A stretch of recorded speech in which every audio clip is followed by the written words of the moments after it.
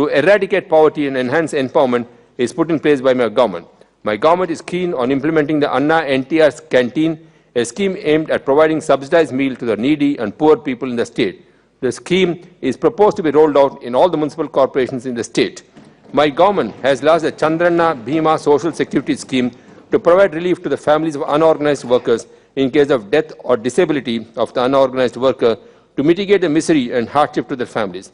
Under the scheme, an amount of rupees 5 lakhs is extended to accident, death and total disability, rupees 3,62,500 for partial disability, rupees 30,000 in case of natural death, and scholarship to the children of the worker to continue their education. We need to cover missing marine fishermen under this insurance scheme. Welfare of SCs, STs, BCs, minorities, Kapus and Brahmins is part of our welfare agenda. We are planning to have more coordination of all the welfare activities and have a mechanism for assessment of effectiveness and efficiency of the service delivery. Several programs are being implemented for the welfare of the backward classes. More than 11 lakh students under backward classes are being extended scholarship. Interests of Kapu and Brahmin communities are also being protected through appropriate measures taken up by the corporations established for their welfare. My government has set up the Justice K. L. Manjunath Commission for Backward Classes to study the inclusion of Kapu community and other economically backward classes in the backward class category. After the submission of the Commission's report, my government will take necessary steps to implement the recommendations without hurting the interests of the backward classes. My government is supporting SC, ST, BC and Kapu students who are keen in pursuing higher studies abroad. Coaching is offered to 2,250 students for civil service examinations under the NTR Vidya Unnati scheme. 10.5 lakh SC households in the state whose monthly power consumption do not exceed 50 units are benefited under the free power scheme. 2.32 lakh ST households in the state have benefited from the electricity reimbursement scheme. Nearly 20 lakh students from the SC, ST, BC, EBC and minority communities are under the scholarship scheme.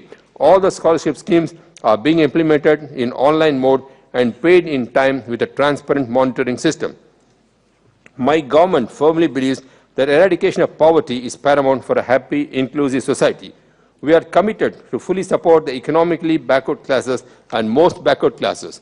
In addition to the tuition fee reimbursement scheme being implemented to the EBC students on a saturation basis, we are also planning to extend financial support under the economic support schemes by creating a separate budget head to the economically backward classes. My government has come up with several programs for the socio-economic improvement of the Muslim and Christian communities, improving the classroom performance of the children and extending financial assistance, training and placement. Coaching for competitive examinations are being given to students from these communities. Imams and Mausams are paid honorarium through Waqf Board. We feel that traditional craftsmanship is perhaps the most tangible manifestation of intangible cultural heritage. To protect and preserve the skills and knowledge of these communities, financial support will be extended to artisans and craftsmen. My government is focused on the interventions of the holistic and sustainable development of the weavers community.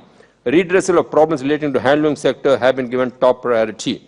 A debt waiver scheme costing rupees 110 crore has been implemented to give relief to the weaver community from debt burden.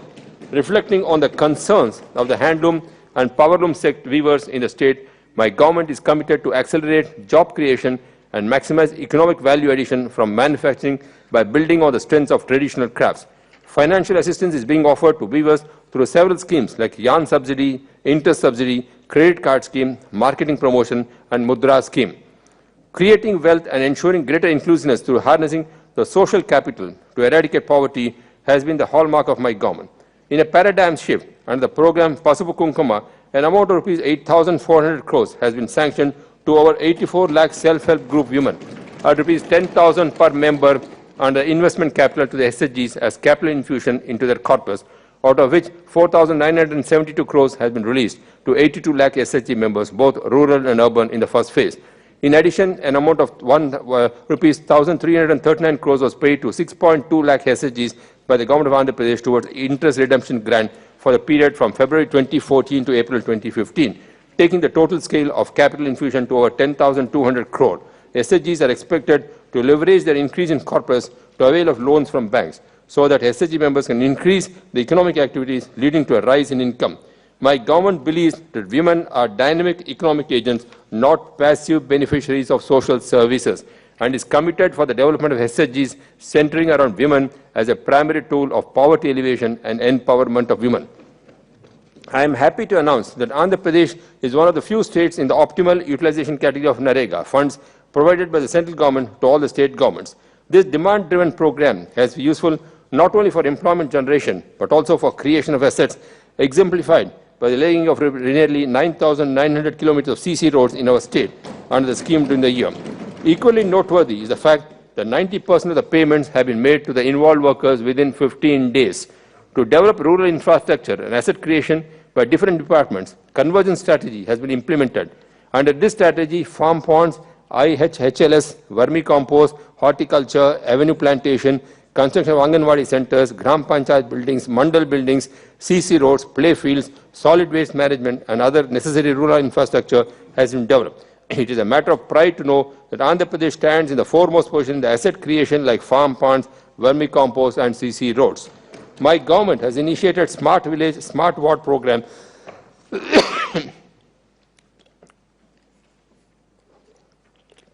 for taking the state on an accelerated path of inclusive growth and sustainable development. The Smart Andhra Pradesh Foundation is playing an important role of proactive facilitation. The Swachha Andhra Corporation is established for working towards elimination open defecation, eradication of manual scavenging, solid and liquid waste management, waste to energy and zero waste villages, information, education and communication and capacity building activities to maintain the cleanliness and hygiene in urban and rural areas of Andhra Pradesh. 10% ODF of all panchayats by 2018 is our target. I am happy to share with you that the perception of surveys undertaken during the Janmabhoomi Maavuru program have been encouraging and to a large extent meeting our endeavour of achieving about 80% people's satisfaction on the governance. It is heartening to note that a serious discussion is being initiated at the national level on the issue of conducting simultaneous elections to the state assemblies and Lok Sabha. Historically, they all began together, but over the years, for varied reasons, they were decoupled. Now, the situation has come to a stage that we conduct elections in significantly large parts of the country almost every year, if not throughout the year. Political parties and therefore governments continually have to keep an eye on the electoral calculations. This is bound to take its toll on governance, policy making and administration. My government is in full agreement with the elections to both the state assemblies and Lok Sabha to be held simultaneously so that governments of the state and the centre could pay their undivided attention to the issue of policy and governance during their tenures. My government will also go a step further and suggest that elections to the urban and rural local bodies also should be held within 1 year of the elections to the state and central legislative houses. This will give the governments a full 4 years of undistracted time to address issues of governance. In this regard, in order to take a considered view, it is desirable to have a national debate involving all sections of people. My government is taking short-term and long-term measures to overcome drought conditions prevailing in some parts of the state. Real-time monitoring will be done to address the needs of the people. Supply of water and fodder for livestock and managing borewells are some of the short-term measures. Long-term measures include interlinking of rivers, creating smart water grid and others. Release of input subsidy of Rs 605 crores for 2015-16 and proposals for Rs 1,762 crores for current year are being quantified for the relief of farmers. Employment will be generated through convergence of departments under the MG and REGS. Funds would not be a constraint for implementation of drought relief measures. As you are aware, the Union government has taken some measures to implement the provisions of the Reorganization Act, especially those pertaining to the establishment of academic, health and R&D institutions. However, the provision relating to railway zone for the new state still remains unaddressed. I want to assure the honourable members that my government will leave no stone unturned to bring railway zone to our state. My government is committed to establish the zone in Visakhapatnam. My government urges the Union government to develop a new major port at Dugirajapatnam, setting up of integrated steel plant in Kadapa district and metro rail facility in Visakhapatnam and Vijayawada regions. My government will pursue with the Union government for implementation of the provisions in the Reorganization Act for delimitation of constituencies and enhance the number of legislative assembly seats in the state from 175 to 225. You are all aware that the Reorganization Act has not addressed the financial and other imbalances that would befall our state. Special category status for the purpose of central assistance was not given legal sanction. In the light of the changed circumstances, especially after the 14th Finance Commission's recommendations, which treated all states, including special category states, for devolution of funds on the same footing, it suggests that the practice of according special category status is being discontinued. You are all aware that the states which presently have the status will cease to enjoy it from the end of this month. However, our consistent efforts to pressure and persuade the Union government have resulted in the announcement of the special assistance to our state in lieu of special category status.